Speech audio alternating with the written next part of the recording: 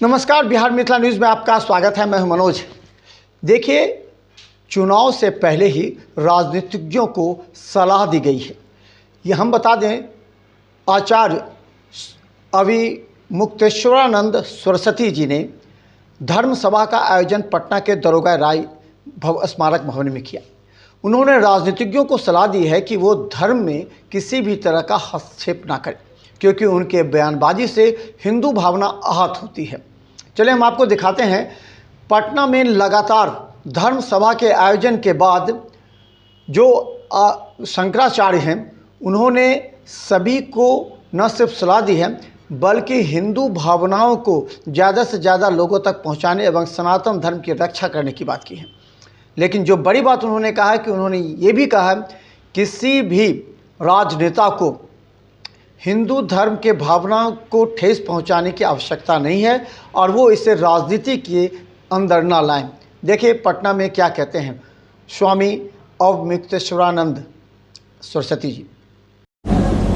मतदाता तो बहुत हैं, 100 करोड़ के करीब, उससे भी ज्यादा। हम तो कहते हैं कि हमारे शास्त्रों में कहा गया है कि गाय के शरीर में 33 कोटि देवता निवास करते हैं। 33 करोड़ मतदाता अगर खड़े हो जाए घोषणा पूर्वक कि हम उसी को वोट देंगे जो गाय की बात करेगा, तो इस देश की राजनीति में एक नए बदलाव आ जाएंगे। इसलिए अब हमारी ये जो यात्रा हो रही है, इसके 2 उद्देश्य हैं। ये यात्रा पूरे भारत में जा रही है। भारत के हर प्रदेश में हम जा रहे हैं, वहां पर गौ पूजा की स्थापना कर रहे हैं। अयोध्या में भगवान श्री राम की जो जन्मभूमि है, उसके चारों तरफ राम कोट है, लगभग 3.5 किलोमीटर का घेरा है।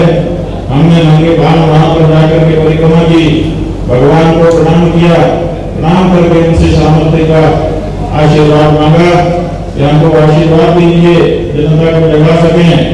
और फिर हम निकल पड़े, लखनऊ गए, लखनऊ में गौ पूजा की स्थापना की। पटना आए हैं, पटना में महावीर मंदिर में जाकर के अभी गौ पूजा की स्थापना करेंगे। सवेरे श्री गोपाल गौशाला में जाकर के हमने गौ पूजन किया और वहां पर भी गौ पूजा की स्थापना की। ये हम क्यों कर रहे हैं? क्योंकि कई प्रदेश भारत में ऐसे हैं जहां गौ माता के बारे में कानून पहले से बना हुआ है, गौ भावना है, लेकिन कई प्रदेश ऐसे हैं जहां पर इस तरह का कोई कानून नहीं बनाया है। हम समझते थे कि ये शायद वहां के लोगों का विचार होगा, इसीलिए वहां कानून नहीं बना है। लेकिन जैसे जैसे और समझ बढ़ी कार्य के बारे में, तो हमको समझ में आ गया कि ये लोगों की बात नहीं है, ये नेताओं की चतुराई है।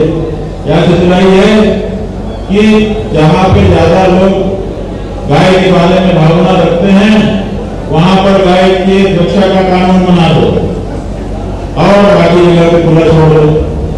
तो ये जो प्रदेशों में गौ रक्षा कानून बने हैं, असल में ये गौ रक्षा कानून नहीं है, ये गौ रक्षा स्थल निषेध कानून है।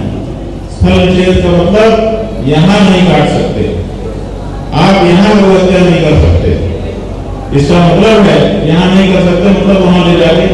ये तो ऐसी बात हो गई कि जैसे कोई अपने घर में हो, कई इस कमरे में नहीं कर सकते, इसका मतलब है दूसरे कमरे में कर सकते हो, तो वहां चले जाओ। तो इसी कारण से लखनऊ में गायों को भर करके एक प्रदेश से दूसरे प्रदेश में ले जाया जाता है और वहां पर गौ हत्या कर दी जाती है। जब बीच में कोई गौ रक्षक पुष्पक को पकड़ करके गौ माता को बचाने का प्रयास करता है, तो इसको धर्मवीर, गौ रक्षा वीर कहने की जगह भारत के जिम्मेदार लोग गुंडा कहकर के संबोधित करते हैं।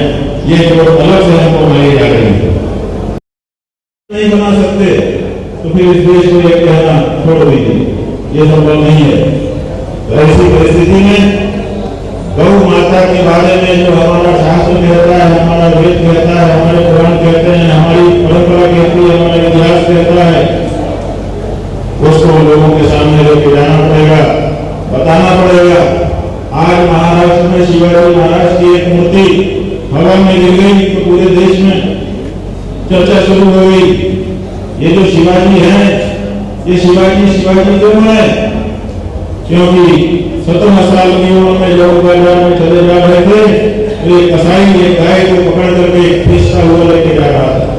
गाय उसके साथ जाना नहीं चाहती थी और वो बलपूर्वक खींच रहा था रस्सी गले में बांध करके। शिवाजी इससे नहीं आ गया। बाजार में दूसरे भी लोग थे लेकिन सब डर रहे थे। वो शासक का आदमी था, अगर उसको छेड़ेंगे तो दिक्कत हो जाएगी। 17 साल के शिवाजी ने आगे बढ़ करके कहा, छोड़ दे गाय को, क्यों इतना अत्याचार गाय पे करता है?